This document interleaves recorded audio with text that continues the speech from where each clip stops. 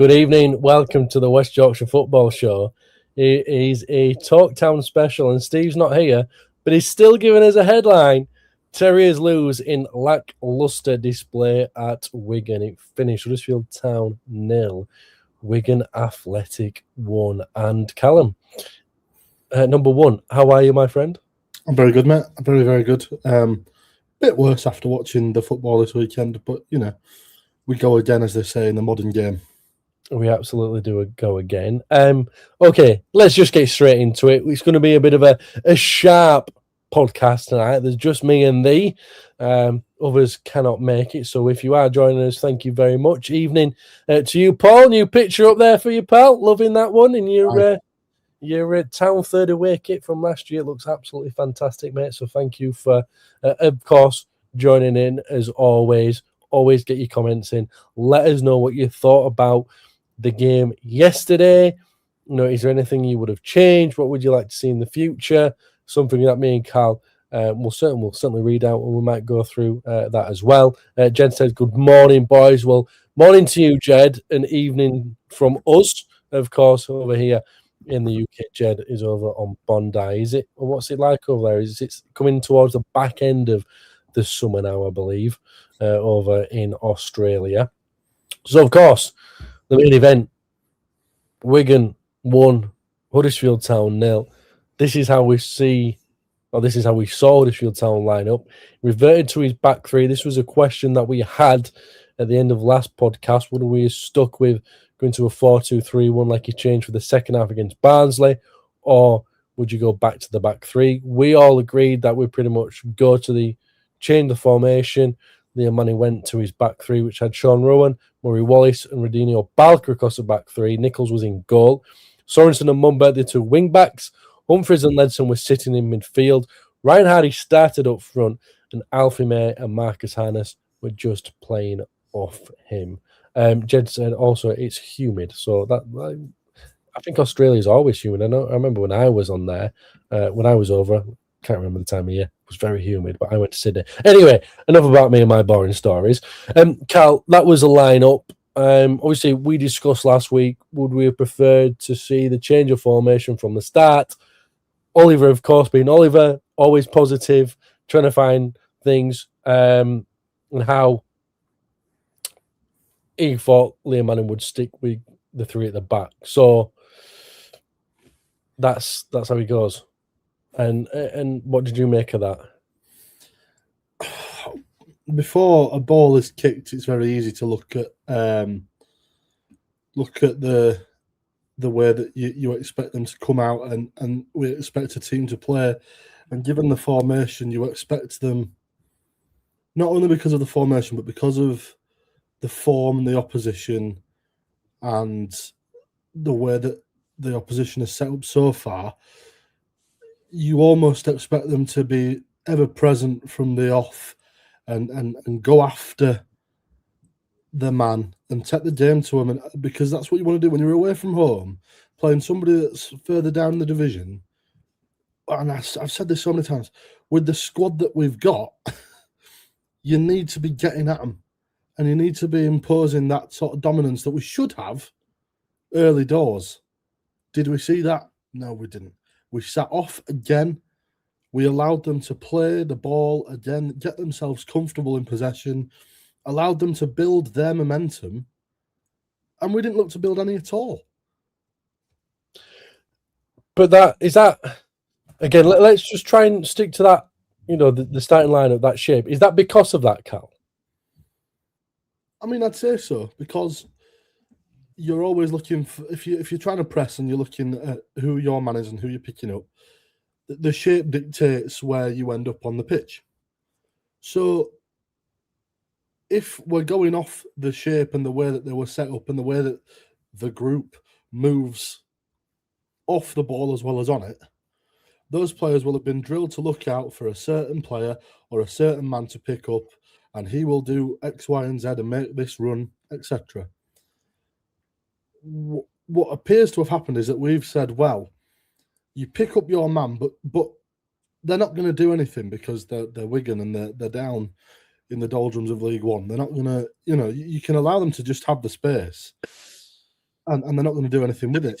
But what we seem to have forgotten is that the more you allow teams, especially at home, to keep the ball and move the ball, the more likely they are to move the ball up the pitch and be able to cut out the players that are trying to press them when they are trying to press them. Let's not forget, we've played that system before. Huddersfield Town have been on the other side of that, where we have had all of the ball and we've moved the ball up the pitch and we've won. And we've scored goals and we've looked great. We've played that system before. We're now playing some sort of anti-football. I'm not sure. Yeah, because obviously when Liam Manning first came in and we saw this lineup and we saw this system, we were going a bit, well, it is a little bit different to what we've seen under Lee Grant. So let's give it a chance. Now, the first game, it looks good. Town went down to 10 men. Forget about the system anymore. The second game, system looked good. Town went down to 10 men. Forget about the system anymore. And then gradually, that system where we saw the high press and that fast tempo of football that the fans wanted to see, it's slowed down, hasn't it? Is that because we're not playing with 10 men anymore? I don't know what the most annoying thing about it is that I can't point to a single reason as to why we've either reverted or we've moved away from it, because it worked and the results showed that it worked. So why would you stop doing the things that you were doing? Because we clearly have. We've clearly tweaked one or two things that aren't working, but for some reason we persist. My biggest bugbear, and I said it on here so many times with Lee Grant, was that there was no plan B. And we started the game with plan A, and if plan A didn't work, we lost the game. Now you tell me how yesterday is any different to that, because you could tell after the first half, yes, we grew into the game and we got a bit more on the ball, but we were doing the sort of the thing that's become synonymous with Huddersfield Town at the moment, that you'll get the ball and you'll get in good positions, and then one misplaced pass and they get the ball back, or it goes out of play, or we're just not switched on enough to be able to complete the move. It does seem it's becoming a little bit sloppy into it in that final third. That the last pass is quite not there. It's just a little bit behind, or it's getting there a little bit slow.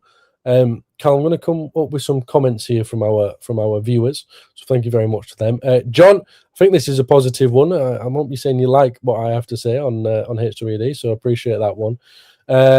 Paul, think that's the worst game I've seen yesterday. They didn't turn up. I thought we would be up for it with Harry Stein, but it was lacklustre, and Alfie May was dreadful yesterday. Dale Mellor says, after yesterday's performance, my positivity has gone. That was as bad as anything I've watched all season. Phil says, look like a team of individuals, so strange to watch. Our midfield was non-existent yesterday, says Paul yesterday. I said yesterday too many times there. Too many misplaced passes in the middle, no attacking threat. Jed says, it's not as if we can't do it. Was it the new manager bounce? Also, we've got John saying, evening, lads. How have we managed to turn one of League One's best goal scorers into a complete recluse, which we've seemed to have managed to do with Alfie May? I want your reaction to the comments that we've had in, Cal, and then the first half. Town hit the post. They've hit the woodwork. They did create a couple of chances, just couldn't put the ball in the back of the net either. It's a classic time. The comments are excellent, and I'm happy there's so many, as always, because it keeps us on his toes. But yeah, look, I think for me, Phil, is it Phil Jean? This one? That one. That's sort of spot on, that, because they do and have all season look like a team of individuals, players that think they're too good for this level. And it doesn't matter how many coaches you bring in and how many conversations you can have with them. If a player's got that mindset, you're never going to change it. But what's mind-blowing about that is that the players have that mindset and they put in a performance like they did yesterday. And I don't understand how you can still walk around thinking that, because it's obvious that they do, and we've got that mindset. And At the same time, I don't know if, I mean, it wasn't that long ago, fans will remember, Sorba Thomas had the same attitude and a similar issue and would walk around like he was, king of Huddersfield Town and then not deliver on the pitch. And you thought, right, you can't have one and not the other. They are individuals who may be unhappy with the club or the system or what they're being asked to do. And I suspect, and I can't back this up, and it's entirely unfounded, but I suspect that the reason we're seeing these performances out of players who we know can play better, should be playing better, and frankly, their wage and value demands that they do play better, is because it's almost like a protest vote. It's almost like saying, well, if you're going to make me play this system, I'm not going to play it properly. I'm not going to deliver that final pass. I'm going to be 3 or 4 yards away from where I ought to be.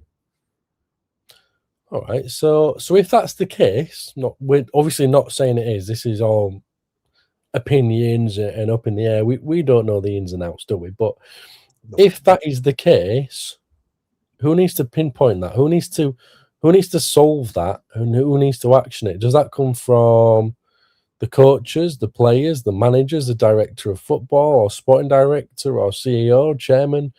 Because fans seem to see this kind of stuff.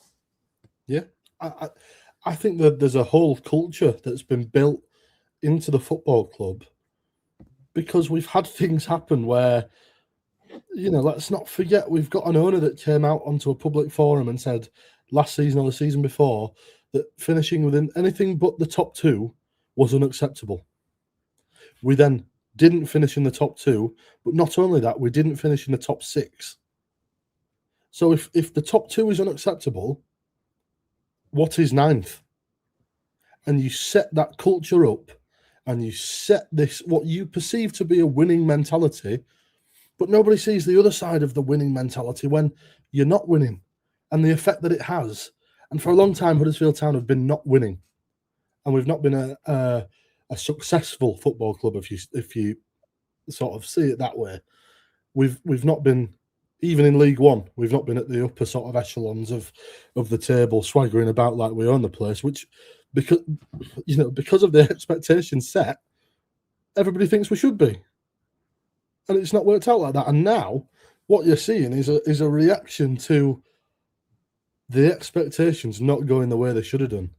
And that reaction is being felt from the fans, from the players, probably from the management, certainly from Lee Grant. He's certainly feeling the brunt of those expectations, because if you can't get the results expected out of this team, you're going to feel that. But you won't get the results expected out of this team when the expectations are sky high. So it's an expectation thing then? Is that kind of expectations that have fed into a culture? So what is the culture then? What do you see the culture as right now? I see a very disjointed and it's hard to find the right word because I don't want to say lacklustre because they're not. They're good footballers. And Liam Manning has shown that he's a good manager and he's got good coaches. Lee Grant might not have been a good manager, but he had good coaches and they had the same good players. And players that have performed elsewhere have come here and they've stagnated, like we've said about Alfie May. The best striker in League One has become a recluse and stagnated because I believe of this pressure and this culture that brings this pressure that you have to perform at your very best. And if you don't, everybody's on you and it's all your fault. So it's the pressure that could be an issue. And set by the chairman, those that work for the chairman, and the constant chanting this mantra that we are the best or we should be up there and we deserve to be up there. Nobody deserves to be up there. You've got to work for it. And we've got a group of players that are not putting in the graft because they believe they should be up there rather than fighting to be up there. Okay, I'm just trying to dissect parts. Got a bit giddy then, lad. Sorry. Yeah. I'm just trying to dissect the parts of what you're saying here, because we've gone from some great comments. We spoke about a shape. We've not even really touched the fact that Town created some chances in the first half against Wigan. Yeah, I mean, you look at the stats of the game again. Town were on top. They had more of the ball. They had more passes, more time in Wigan's half. Everything. But and then we've gone on to culture. We've gone on to why the players might not be performing and trying to pinpoint that. And if fans can see it, who else can see it, and then where it goes. And I think we can end up going around in circles here. Yeah, I think the reason we arrived at it is yes, we want to talk about the games and the individual performances, but they are symptomatic of a wider problem. Yeah, and you see that wider problem as a culture thing right now. Yeah, 100%, because it can't be Lee Grant because the same problems are happening. But it can't be this squad because these problems have been happening. They were happening last season, and to a certain extent they were happening the season before. So it has to be an overall culture thing, because it doesn't matter what players you bring in, they seem to make the same mistakes. But we've not really seen much of a change of shape in the last few seasons. No, but we have seen a change in style of coaching and management.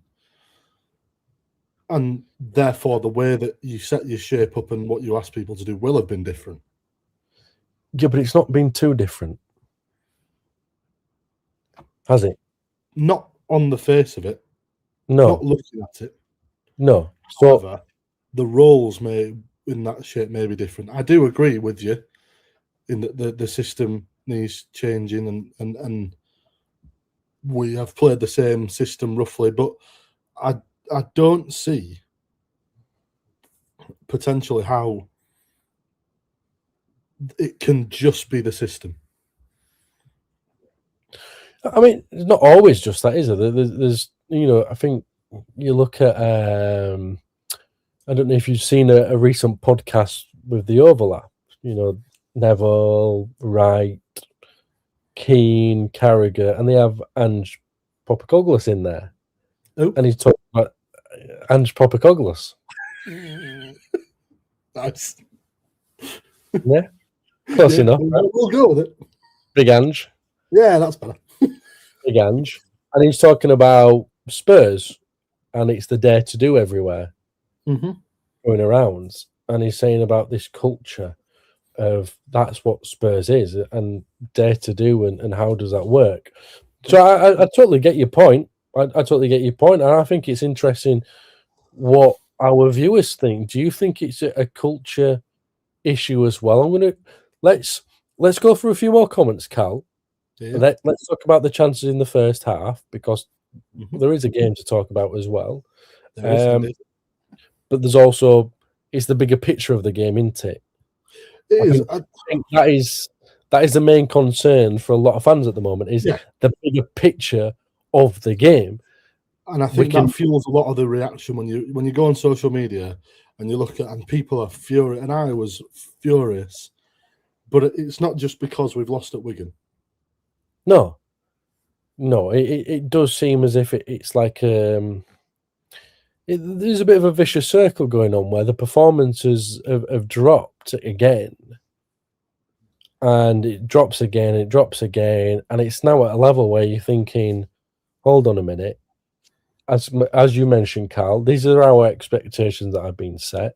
These are the players that we've brought in. These are the wages. These are this and that. We should be up here. So the expectation is high, but why are we not getting the return on everything else that gets put in? And I think we've mentioned it on the show before. I know I certainly have, in terms of each fan has a different way they want to see their team play. And it varies from club to club. It varies from fan to fan. For me, I just want to see high press, high tempo, and a bit of go forward with the directness in terms of what I would call directness is getting in the opposition half. That's not talking about a long ball. That's just been moving the ball fast, getting the ball into the area. For me, if I saw my team do that every week and they lost the game, fine. They put the performance in, something I can get on board with, fine. It's when the fact is, I think it's when we don't see that, when that's what Town fans have enjoyed over, let's say, over 10-year periods, the most or the best football Town experience, or the most successful, was when it was like that under two specific coaches. Anyway, we can keep going on about that. Let's have a few more comments that's getting put in. Jed says, Championship players in League One, is that a problem? Well, Jed, first of all, what I'd say to that is they're in League One. So not a Championship player. I'll let Cal talk about that one as well. The day we lost Loney Leo Castledine, the confidence with the odd exception is completely drained from this squad. We've never carried the same attacking threat without him in the side, says John. I think they have given me up. They didn't look bothered. Playoffs gone now. We're in a false position with teams behind us, breathing down our necks. All games in hand, says Paul. We're going to be in League One for a long time if we keep playing like this, says Ross. At least says, sorry, lads, you stay in third division club. Yeah, cheers, Lee. Appreciate that. Wrong. Yeah. Phil says, if we accept the playoffs are now gone, will that help expectations and reduce the pressure from the fan base? South Stand, what is your expectations now, not at the beginning of the season? We have no consistency at all, says Paul. It's not hard to please us Town fans. Just put 100% effort in and play on the front foot. Then win, lose or draw. We cheer on the team for 90 minutes and pull off the pitch. Del, 100% could agree with you more. When they scored, heads went straight down and never looked like scoring, especially bringing on Charles. Cal, anything you want to go on there? I think I like this one from Phil, actually. Yeah. If we accept the playoffs are gone now, which we shouldn't, and this is something I'm going to come back to. I'm going to come back to this one in terms of why we shouldn't. So I'll let Cal speak first. But our expectations now, Cal, do they change? Mine have. I don't know whether subconsciously they'll change or you'll make a conscious decision to change your expectations. But I wouldn't have had, and this goes back to what I was saying before, and I am a bit of a broken record with it, but I don't think I would have had the expectations that I've had since we've been in League One, had it not been predicated on the fact that we were sold this line that we were going to spend, and we have spent. We've absolutely spent money, evidently on the wrong players, but we have spent money. I don't think I'd have had such a grandiose expectation had we not been sold the dream that we were going to absolutely walk the league. So, for me, playoffs are gone. Playoffs have gone. I don't want to get in them because what happens if we do a Huddersfield Town and we get in the playoffs and we win the playoffs? What does next season look like? Because we don't have the money to overhaul the squad to the extent that it needs to stay in the Championship. It's just going to be another awful season. So my expectations are that we stay mid-table-ish, maybe finish 9th, 8th.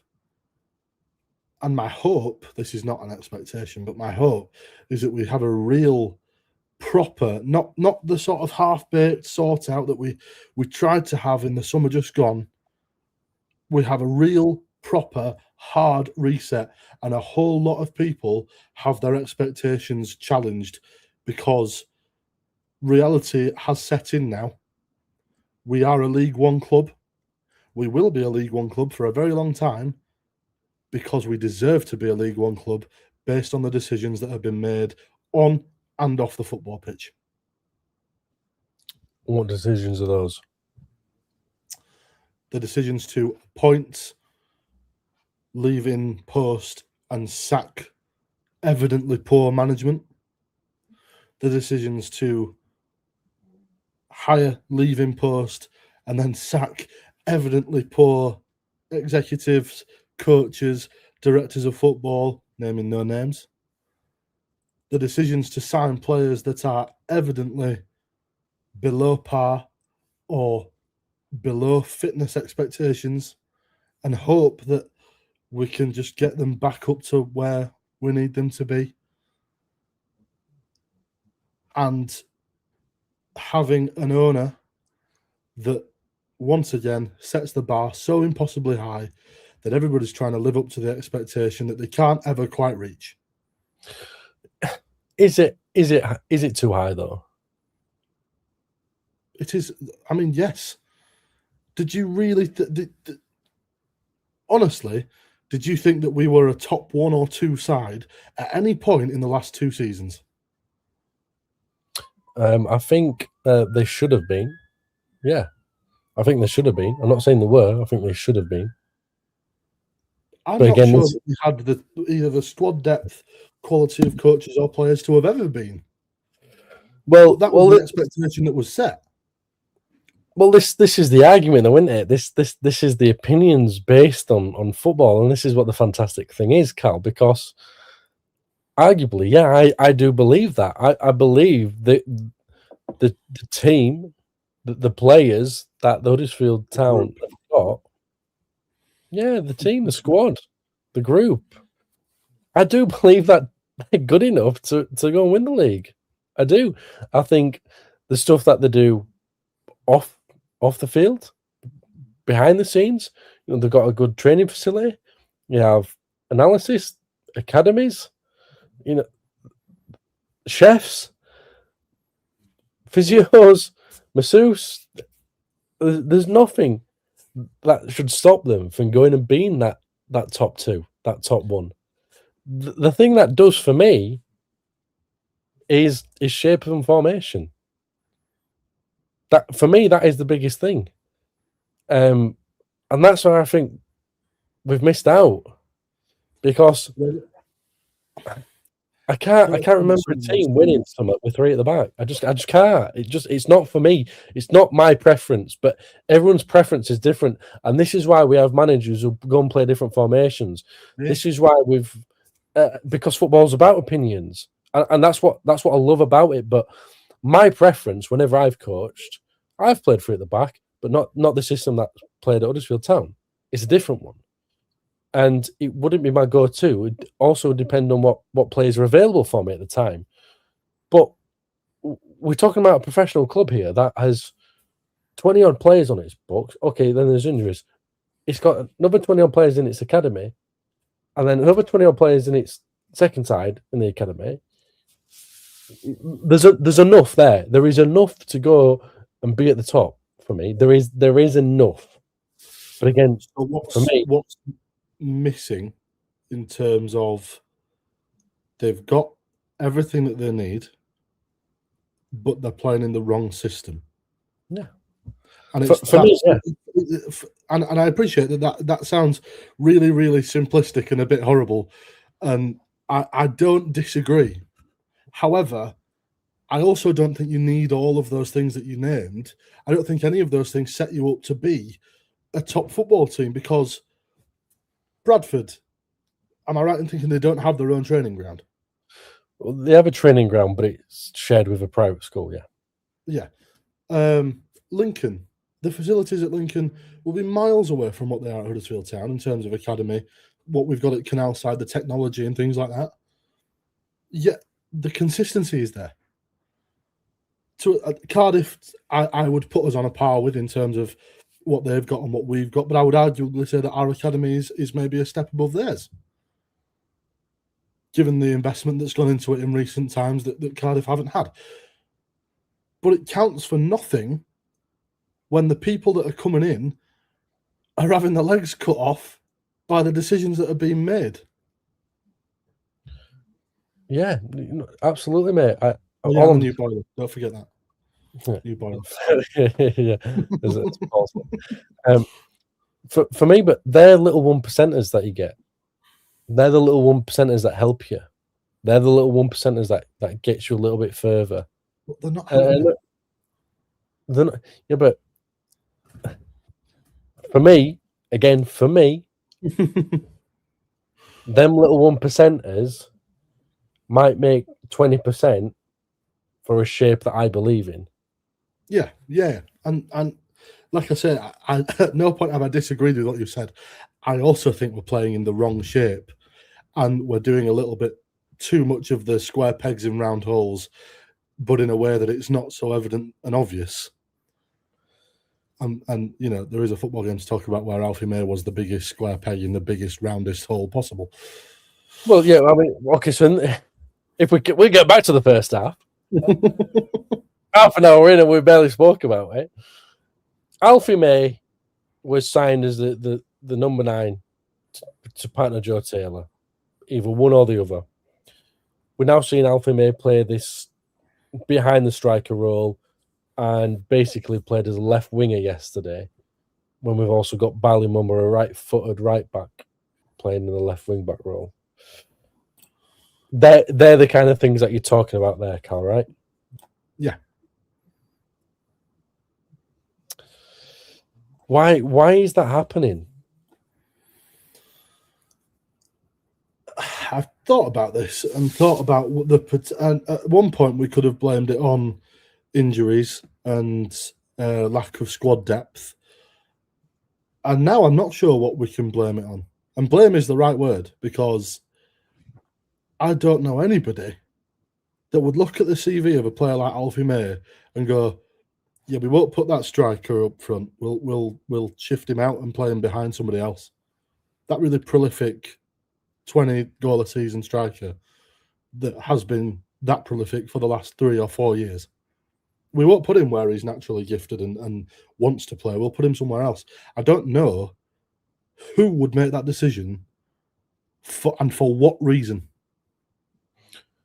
Could Alfie be putting his hand up and saying, "I think I'd be better in just behind the striker"? Do you think that might be? I can't see it. I don't know. I'm not, unfortunately, not a fly on the wall in the dressing room or the training ground. However, I can't see it, given his very natural and very obvious talent at being a talisman. Being able to put the ball in the back of the net. And I don't think he's played in that position at any of the clubs that came before. So why all of a sudden when he arrives in West Yorkshire is he going to put his hand up and go, "Actually, I fancy being a left winger or a centre attacking midfielder"? Yeah. Let's go through a few more comments, Cal. Also, we've basically touched on the first half now. Essentially, you know, we had a couple of chances. Second half comes along. There's a bit of change, but the damage had kind of already been done, hadn't it? The Town had been on the back foot for the majority of that first half, and it was it a case going into the second half, Town were going to get what was coming, or could you have seen it turn around? Not after watching. I think you could see the way it was going after the first sort of 5 minutes of the second half. They came out with the bit between their teeth because we'd allowed them to have the ball and build up that momentum. And they didn't want half time. I wouldn't have said. They didn't want. We were crying out for half time. They didn't want it. And they were desperate to keep that momentum going, and we allowed them to. So a couple of comments coming in here, and then we can talk about, because there's a comment that's Ian just put in that is put in nicely for us to move on to before we can have a bit more conversation about some other stuff. Mike says, Hardy could ignite our run if he's fully match fit. We had 6 points on Stevenage, etc. Now it's now down to 1 point. If they're going to make the playoffs, they need to put a monster run in, but I can't see it happening. We need 7 wins from 11 remaining games. Simple as, unfortunately, that looks a dream. Cal, I think thank you for your honest answer to my question. Ash, you're leaving. Hope that's false news. That's a losing mentality that creeps back into our games. Phil, we see he's out of contract at the end of the season, so he's a young lad, so Town would get some compensation for it. But I understand that you don't want him to go. This all costs money. And how long will Nagel keep pouring money down the drain? It will stop at some point. Dirty we have a talented individuals for this level, but they seem to be playing as individuals, not a team. Bizarre what's going on at this club. Wrong tactics, boring, no intent to attacking. And then Ian's also mentioned 11 defenders defending corners. Crazy. Now, Cal, 11 defenders, including the goalkeeper, defending corners, and twice within 2 minutes, the same man gets a free header in the same spot, and the second time it leads to a goal. 3 contacts of the ball from that set piece. 3 contacts of the ball when there's 11 men in the box. Now, that tells me that whatever questions and debates about shape and formation you want to throw out there, that's fine. But from a set piece situation, every professional footballer should know where they are, who they're picking up, where they need to be. And that shows a lack of concentration, a lack of awareness, and potentially a real lack of care. Because how, if you are desperate to get 3 points and you're aware of the situation the club are in and how important 3 points would be, how are you allowing an attacking player to have 3 contacts of the ball, one of which being a shot that results in a goal, inside or just outside a box with 11 players in it? How does that happen? It's disappointing, isn't it? I mean, what's your thoughts on all 11 players being back inside the area? Would you prefer 1 or 2 players outside of it, one up front, one on the edges, or? Yeah. Because I think if you put 11 players into the box, it gives them the opportunity to come straight back at you, because there isn't an outlet for the ball being cleared. The ball is cleared, it then goes straight back to Wigan and they float it back in. Whereas if you've got 2 men up there, they can at least challenge for the ball and try and break on some sort of counter-attack. 11 men in the box for a corner is something you might expect to see in the 89th minute when you're 1-0 up defending a lead. Not in the 61st minute when you're 0-0 Wigan away trying to get 3 points. No. So let's finish talk about again. That's it now. Town lost 1-0. Now, there's a point that I was going to make earlier, and I'm glad what you've just mentioned there. You're talking about playing Wigan away, and it's no disrespect to Wigan when I come across and say this, but we're talking about Huddersfield Town here, who, again, expectations are high. Players that are being brought in are at a very good level for the league, decent wages, etc., etc., etc. What they've got, facilities-wise, it's up there. Where's the arrogance of going away to teams and going, we're not going to let you play today? Where's that? Where's that fine line between arrogance and confidence, where we're seeing this Huddersfield Town team who've got cracking individuals and cracking everything else about them going, you're going to be playing on our terms today, not yours. We're playing on our terms. We're coming to your place and we're going to play the football that we want to play.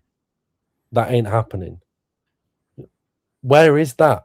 Because that's the kind of town that I want to see. At the moment, where it just seems as if we're going to places and going, well, it's your home. We'll take our shoes off. Don't worry about it.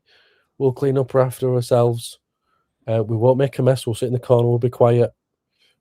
Forget that. Where's the arrogance? Where's the confidence? This is the kind of, we talk about culture and stuff earlier, Cal, and now this brings us back to it because we kind of spoke about the game now. Maybe that's something that we're missing. Yeah, I feel as if that's what's missing. I want to go away to Wigan. I don't care if it's Wigan. I don't care if it's Burton. I don't care if it's Northampton. I don't care if it's Lincoln, Cardiff, Bradford. You want to go to these clubs and go, we're in town. This is how we're playing. Deal with it. Well, at the moment, I feel it's a bit of the other way around. Yeah, it is, because we allow them so much time on the ball that you don't allow yourself to get a foothold in the game to be able to take that game to the opposition, and that's why I agree with you on the shape argument, because if you were set up in a shape that allowed for more outlets, it would mean that you were able to move the ball faster. And if you move the ball faster, you're able to keep the home side off the ball. If you keep the home side off the ball, you are then playing that sort of dominant, we're here and we're here for 3 points sort of football. I've seen us play it under David Wagner at Wigan away. We played it. It was superb. And we were awful that game. It was terrible. Awful that game, but we played on the front foot, and eventually it bore fruit. Natty Wells last minute. Yeah, an awful save, but he followed it up. Exactly. But it's playing on the front foot and making those decisions and being in the right place at the right time. And I'm very happy about that to be fair, because it ties up everything that we've been saying.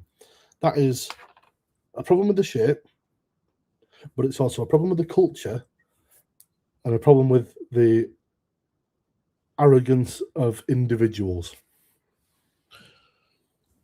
Because, and again, this is where I'm talking about an arrogance that I want to see, is because I'm having a conversation with someone, I think it might have been today, actually, it could have been yesterday, about the standard of football in League One. Oh, across the board, it's pretty poor. Yeah, it's pretty poor. It's not a good quality of football at all. The amount of times I've stood in the South Stand and watched the game that's going on in front of us and sort of just leaned into my mate and gone, God, this is awful. Yeah. These are terrible. Exactly. So why are we giving players like that more time and space? Because we lack the ability to judge teams coming to play us on an individual basis, because these players have been coached into a certain system. Don't worry, I'm going there. That is a sort of one size fits all, but it doesn't. But that's my point, though, isn't it, Cal? Where's the arrogance? Exactly. We don't have any, because when you're a team of individuals, one thing you could have never said about that Wagner team that went to Wigan, that sounds like a nursery rhyme, that they were individuals playing in a town shirt, but they were all individuals. No, that was a team. That was a proper team playing for each other. And that's what's missing, because they're all individuals playing for themselves that, rightly or wrongly, they've dropped into League One, and that's where we get the Championship players in League One argument. They are League One players, but they won't think like that. They'll think they're still Championship players. And say, oh, well, I've dropped into League One, rather than being forced into League One because of your standard of ability.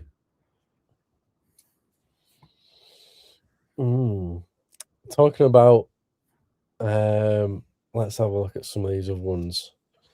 Paul says Alphamere was playing deeper than Olympic swimming pool yesterday. Needs to stay up front. We have a knack of making poor teams look so good. Beans and cheese up the Chelsea. Yeah, not too sure on that comment. We'll leave on that one. We haven't had that mentality since Wagner's in Cobra years. The coaches argue with that 2 players on the halfway line, the opposition attacking team have more space to attack from corners, even if they drop 2 or 3 players back. But you know what? If you're gonna concede from a corner, you're gonna concede from a corner, aren't you? They had all the space they needed anyway, evidently. And they're not always gonna. If you manage to clear it, at least you got someone to hold the ball up. That's my argument. Anyway, I completely get your point though, Dale. I think it's a great point, by the way. Yeah, I agree. Ian says Wagner knew the balance, when to attack, when to defend. I want to see Town wall up a Burton or a Leighton Orient type team. score, and keep going. I think that's what everyone wants to see, Paul. But that kind of willingness to just keep at the opposition, just keep going. Forget about giving them time and space. Just at them. We haven't been able to adapt to League One football. Luton are having the same problem. League One is a different animal. Cal, we've got a game coming up next week. It's another Yorkshire derby. And I nearly said what Steve would usually say, but I'm going to try and be a bit more... I'm going to use a better word than crap. They're absolutely dreadful, Rotherham. They are awful. Again, this is what we're talking about, the quality of teams in League One at the moment. Rotherham are horrendous. And I feel for their fans. I really do. And this is a point. This is a great chance for Liam Manning now, who's on 8 games, because we don't judge until 10 games. He's on a great chance to go, right, I've just seen what's happened last few. Got another Yorkshire derby against a really bad, down in the dumps Rotherham team. Let's go at them. This would be a great opportunity for him. Do you agree? Yeah, absolutely. I could not agree more. So you've based on previous games against teams down there, we are either going to play them off the park because we've got good form against Rotherham this season. We won 3-1 away from home. We beat Port Vale 5-0. Or we have a game like Northampton away. Yep, or Burton away. Or exactly. Wigan away. We've got form for either because we're so inconsistent. So I don't know what Huddersfield Town team are going to go out against Rotherham. It's an early kickoff, isn't it? It's an early kickoff. It's 12:30. Is it on telly? It's on telly as well. The game will definitely be on, regardless of whatever, because Sky will be putting the coverings on over the pitch to make sure it's on. Yeah, that's cool. Yeah, make sure it's on.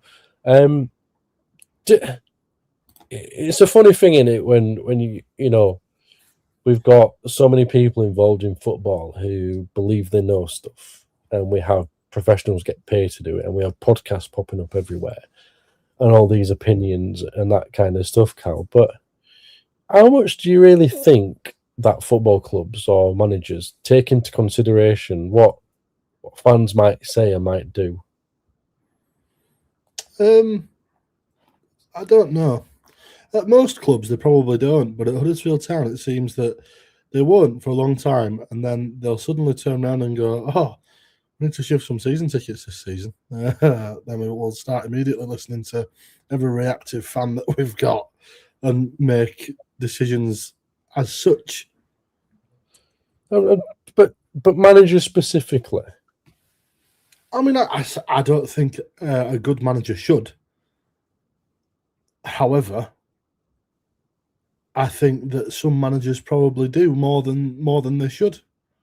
You always get the cliche that they try and shut out the outside noise, and there's lots of, that's a very Lee Grantism, that we shut out the noise outside and we focus on only what we've got to do as a group and what we're doing. But evidently you're going to look at the noise outside, and you're going to hear some of the noise outside because it's getting louder and louder. Do you think sometimes it might be good for managers, and you know, this is just a broader question, for them to actually listen to what the fans want?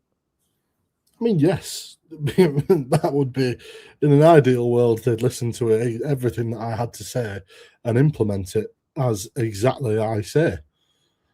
Obviously, yeah. Obviously, because, yeah, you see my Football Manager CV. Absolutely. Yeah, it's fantastic. Yeah, it is fantastic. Superb, but that doesn't happen. I do think managers would benefit from having that open dialogue in one form or another with fans and supporters, but I see why not, because it can go the other way, and you just start getting lots of abuse from people like me. So yes, I would like it. Is it going to happen? Probably not.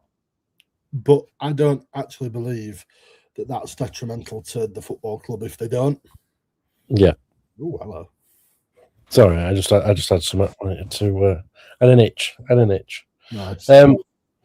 Yeah, it's just an interesting one because obviously Huddersfield Town have multiple podcasts going on now about the club, and it's interesting to what everybody feels as if they know what formation should be played or how they should do this and how they should do that, and it just intrigues me how much a manager would actually take that into consideration because fans, whether people like it or not, they probably know more than what people think, and it's just an interesting one because obviously we've got some great comments in here at the moment, and we're going to go through them in just a moment because we all have an idea of what we want to see against Rotherham at the weekend.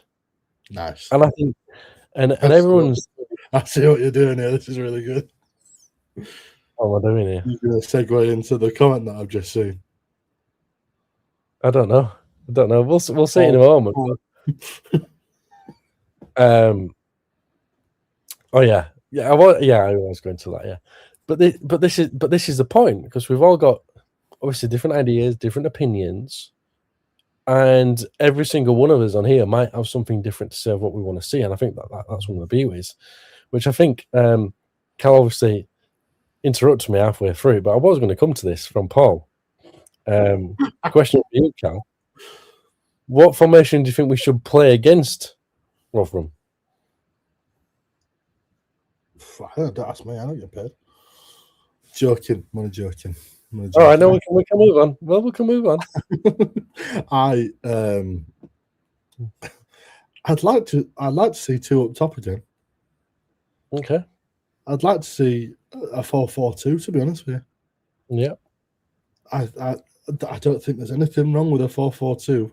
4 at the back shoring up the defence, 2 up top, 1 is the option, 1 is the outlet. I don't think that's the system that we've played nearly enough for the success that we've had with it. Okay. But this is the beauty because, Paul, what formation would you play?